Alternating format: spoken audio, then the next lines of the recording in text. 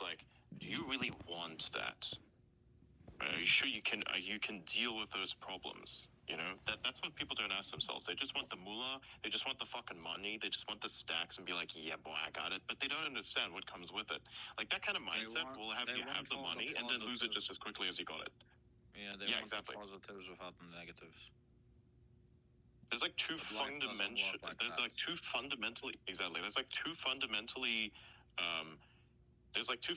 misaligned mindsets that don't understand how the planet works. One of which is the one that says money doesn't do shit for you, bullshit, and one that says, oh, I can just like, money is like, all my problems disappear. No. Some of your more pervasive problems disappear, that is true. Or, like your cost of your house or like, getting groceries and things like that. It's not going to be on your mind as much, but what's going to be on your mind is much, much bigger problems. You'll have very large-scale problems that will be on your mind, connected to your wealth, of course, and people that want part of your thing. Like imagine you have these people. A very low-level but extremely present example of this is a type of mindset that manifests the people who protest saying the billionaires need to pay their fair share. I'm like, their fair share of what? Their own money? Is like, what's your fair share of something you didn't work for? Hello? I have a theory that the number of problems you have as a person actually doesn't decrease at all. It's just that they just change. Exactly. As you become wealthier, as you become more successful, you can basically pay your way out of some problems, but new problems emerge. Yeah. It just depends on like which problems are right for you. Like if you don't want to worry about the small shit and you distaste you dislike the small shit fundamentally, all of that's going to disappear for you. But if you are not mentally capable of dealing with the bigger problems that automatically come with this at being at a high level, then that's not for you, and you're actually better off with the small problems than trying to deal with big problems that you don't have the mental bandwidth for, because it's going to destroy you. Right? This is not a you're not worthy type of thing. This is a, do you want to remain sane, or do you want to like develop ideations that are self-destructive as a result of your sanity vanishing? Like that's what you have to consider. And actually it's actually funny because not many people actually consider this for themselves, so they don't really understand how money works. And then you have occurrences which are quite shitty. Like, for instance, people saying, oh, hey, it doesn't matter, like, how much government, for instance, spends, right? Because then it's like, okay, it's not my money. Like, no, motherfucker, it's your taxes. So it's like, okay, cool. Nobody understands that. It's like, oh, yeah, it could go there. Oh, that's fine. Oh, what about the aid? Leave the aid in. I'm like, aid for what, though? Like, do you ever consider, like, how effective that is? And then it's, like, the same people that give money to charity. It's like, okay, cool. Some charities work. I'm not going to say that all charities are a problem. Some charities I think are generally good. But I think just like with the USAID, where it's like the majority of all this stuff is bullshit. I think, especially with the charities and the foundations. Like, I think most of it's just bullshit. I think there's a very small percentage which is very, very good, and they do quite a lot of work. And that work is very underrated, as a matter of fact. And you will hardly hear of them. You'll only hear of them occasionally because it can, like, raise large sums of money from, like, really influential people. So, like, that is pretty cool. Like, they do a lot of work. But otherwise, it's like the institute like supposed to study cancer, but doesn't admit where cancer actually comes from. It's like, well, what is that? Has nobody ever asked? I was like, hey, we're gonna find the research for like curing cancer. It's like, yes, we already know what prevents cancer from occurring in the first place. You don't have to like work on the cure if you already know how to eliminate the problem. It's like saying, oh wow, I have a problem where I shoot myself in the foot. So now I'm gonna have to figure out different types of unique technologies to come up with a foot guard to prevent the bullet from damaging my foot because I keep shooting myself in the foot. When in reality, you just take away the fucking gun. Right, like people, you know what I mean? Like it's a very intuitive way of thinking, but nobody really thinks about that. It's like, okay, you have the cancer problem, right? Okay, cool. What actually causes it? Like, there's nobody. It's like crickets in the room. They're like, okay, what kind of potential cures do you have? Like, what do you think? Like, everybody thinks chemo, thinks this, thinks that. Okay, go, cool. Okay, but like, what? How do you like prevent it from happening in the first place?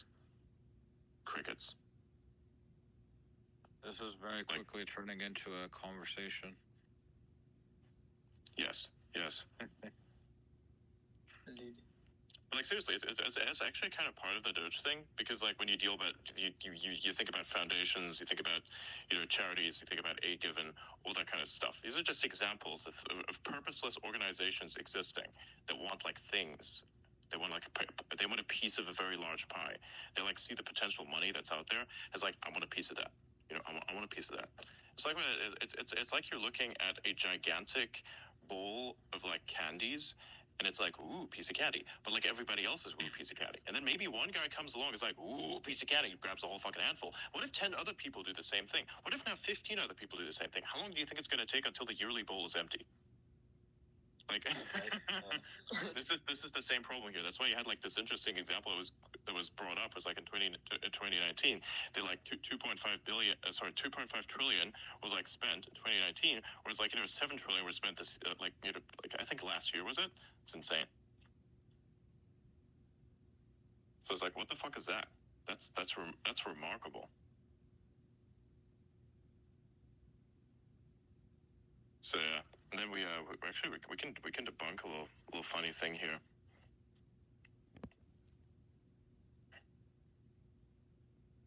You wanted to okay, you want to debunk that specific take of that one person that we think is kind of meh? Yeah, so there's a take in the comments discussing essentially that Doge is arguing that trickle down economics works, and that there are going to be cost savings that are somehow passed down to average Americans. And I don't think that's actually the argument that's being made here. Pretty sure that the argument is that they're cutting wasteful government spending. And that's kind of the immediate problem that they're dealing with.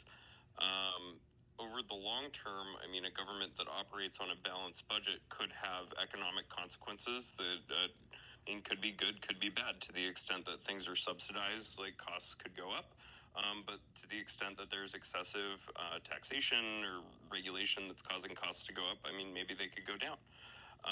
So I think that the assertion, though, that this is an attempt to force people to accept trickle down economics, or to say that it works well, I just don't think it's true. I don't think that that's really what's being proposed here. Right.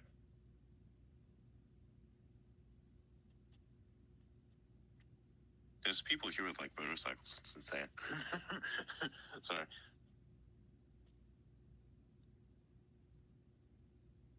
All right, let's see. Oh yeah, sure. Let's bring him up. By the way, I don't want any international politics takes today. I just want to be specifically focused on the U.S. with this, because that's what we're talking about. And no international relations shit, just like with the regional stuff. That's kind of what we're going to deal with there. Like just what was discussed in the Doge space would be pretty cool. Welcome. Hey. Been a while. Hey gang, yeah, I was at the Doge space. It was phenomenal. Elon Musk, Vivek Ramaswamy, Senator Ernst went through a whole discourse on all the great measures that they're working on cutting, namely redundancy, inefficiencies.